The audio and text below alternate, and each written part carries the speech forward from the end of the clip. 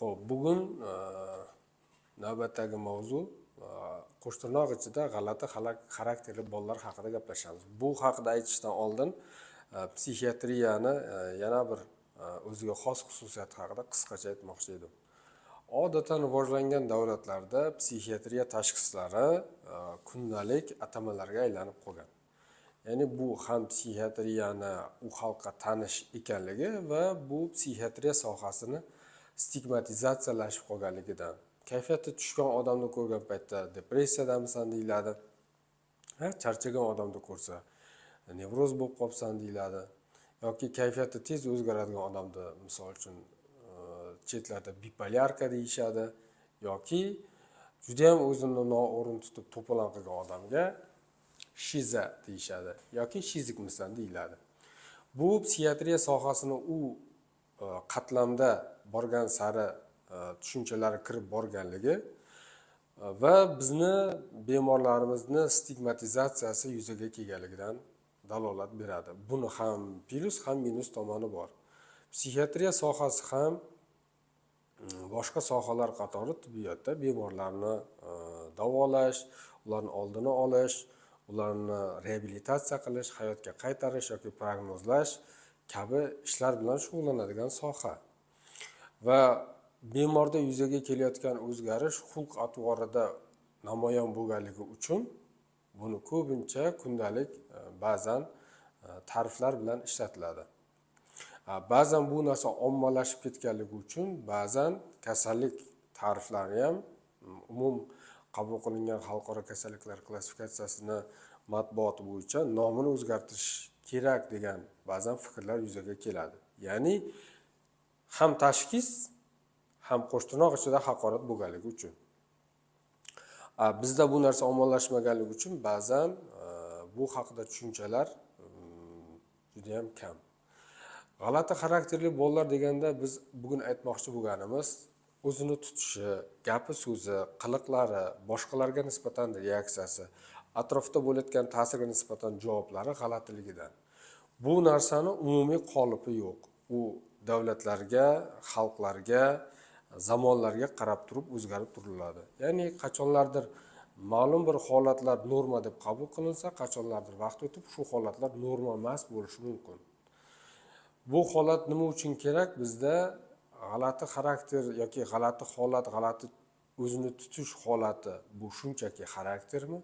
Bu yo bir kasallikmi yoki o'tib ketadigan holatmi? O'shani aniqlash uchun kerak. Chunki boshqa sohalarda bemorga tashxis qo'yish uchun qanaqadir tekshiruvlar, MRT, MSKT, UZI, qon tahlil, gormon tahlili kabi tekshiruvlar bo'lsa, biz bemorlarga tashxis qo'yishimiz uchun asoslardan biri bu kuzatuv hisoblanadi. Bemorni kuzatasiz. Bir kun kuzatasiz, 2 kun kuzatasiz, oylab kuzatasiz.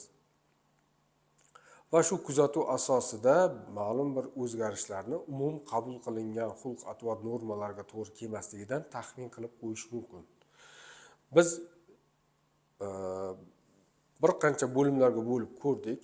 Birinchisi yosh bolachalarda, ya'ni qariyb 1 yoshdan katta bo'lgan, 5 yoshgacha bo'lgan bolalarda o'zini tutishi, qiliqlari, gaplari, so'zlari, o'zini boshqalarga nisbatan reaksiyalari, tashqaridan bo'lgan reaksiyaga nisbatan javob reaksiyalarining g'alatiligi bolani xarakterida bo'lishi mumkin.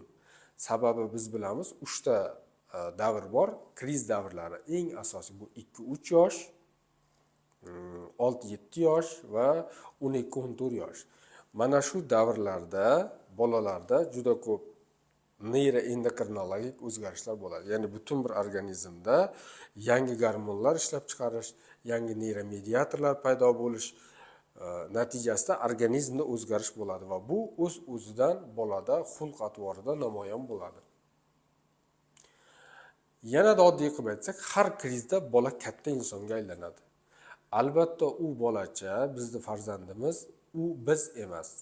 U o'ziga yarasha mezonga, o'ziga yarasha xarakterga, o'ziga yarasha shaxsiyat xususiyatlariga ega inson. U biz emas. U biz o'ylagandek bo'lmasligi tabiiy. Har o'sha kriz yoshidan keyin bolachada yangi xulq-atvorlar, yangi o'zini tutishlar, yangi qiliqlar paydo bo'ladi. Ya'ni bu misol uchun 2-3 yoshda birinchi kriz. yangi xulq-atvor, yangi o'zini tutish, yangi men shakllanadi. Shu vaqtda bola biz kutgandan boshqacharoq bolaga aylanib qoladi.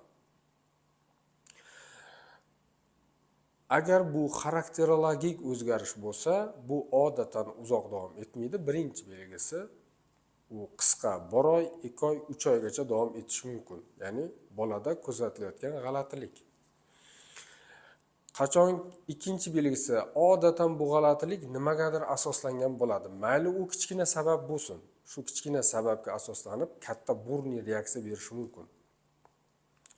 Biz eng ko'p kuzatadigan xarakterologik va patoxarakterologik reaksiyalardan biri bu reaksiya atkaza yoki reaksiya oppozitsiya, ya'ni bolacha endi oldingidek quloq solmasligi yoki ma'lum bir narsalarga nisbatan inkor qilish yoki voz kechish belgilarini paydo qilishi, ovqat yemay qo'yishligi, janjal qilishligi, oldinlari misol uchun biron bir narsa so'rasa olib bermasangiz, bir og'iz gapingiz bilan jim bo'lgan bola bugun yarim soat baqiradigan qo'shtirnoq ichida ariladigan bolaga aylanib oldi. Bu narsa bolani xarakterologik oppozitsiyasi yoki bolani protesta, ya'ni qarshilik ko'rsatish reaksiyasi bo'lishi mumkin. Asoslanganlik bir narsaga va uni kriz yoshiga bog'liqligi biz bundan xavotir olmasligimiz uchun asos bo'ladi. Qachonki bular asossiz ravishda paydo bo'lishi, xohlagan reaksiyasi, ya'ni bolada normada yuruvdi, o'zini tutishi, gapi, so'zi, qiliqlari normada yuruvdi, o'sha o'zgarish asossiz bo'lsa yoki o'sha o'zini boshqacha tutish bir narsani orqasidan bo'ldi, lekin uni davomiyligi uzayib ketsa.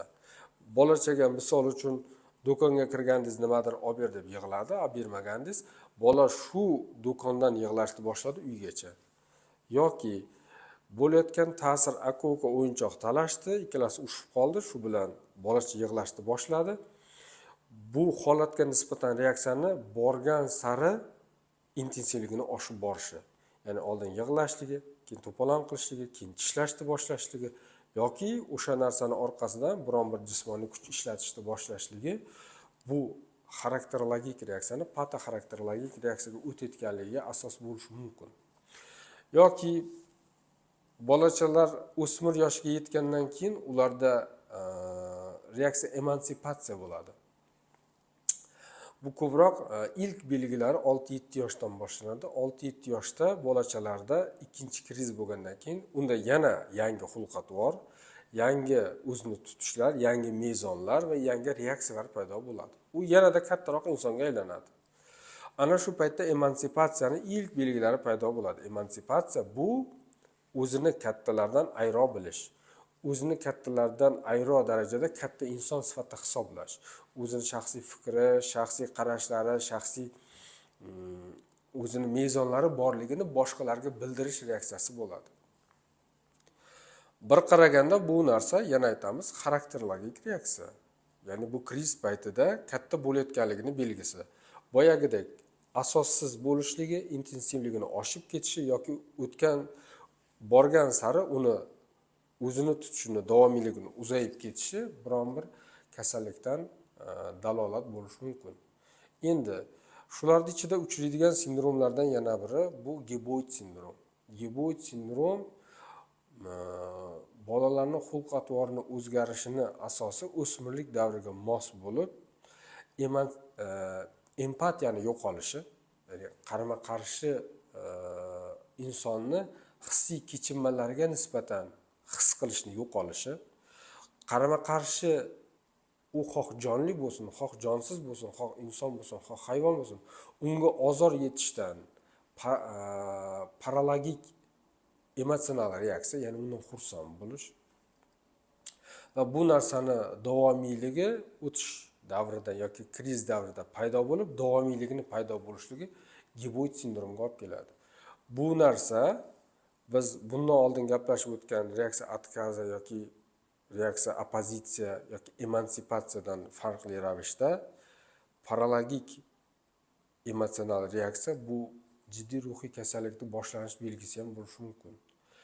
Mana shu bizni psixiatriyadagi ma'lum bir kasalliklarimizni normal reaksiyalari bilan o'xshash ketishligi ham ko'pchilikda anglashilmovchilik yoki kasalni sog' deb tushunish, sog'ni ba'zan kasal deb aytishga asos bo'ladi. Misol uchun mana bugun ko'rgan bemorimizdan mana